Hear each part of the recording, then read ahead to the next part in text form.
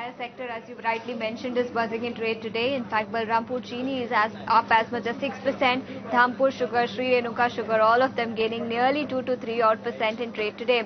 And this after Food Minister Prahlad Joshi yesterday said that the centre is looking to allow about 105 million tons of sugar exports for the current sugar season, which began in the month of October. Now remember, last year nearly 1 million ton of sugar exports were allowed, and the year prior sugar exports were not allowed at all.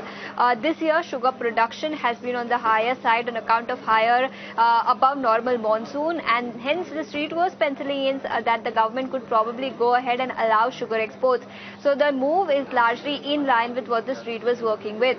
Now remember, when we spoke to a whole host of experts, they are of the view that perhaps more exports will not be allowed for the rest of the sugar season, and it will be capped at about 1.5 million tons, which has been allowed now. Now the two main asks of the sugar industry now from the government, one is with respect to increase in MSP for sugar. Remember, minimum support price for sugar has not been revised since 2019. So that is one of the important asks that the sugar industry has from the government. And the second, of course, is increase in ethanol prices.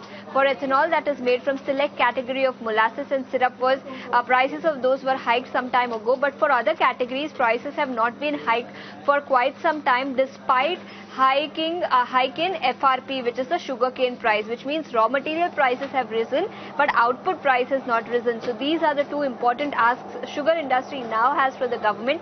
But for now, big respite coming in. Sugar exports have been allowed. Some restrictions on export of molasses have also been relaxed, and that is the reason the entire sector is buzzing in trade today.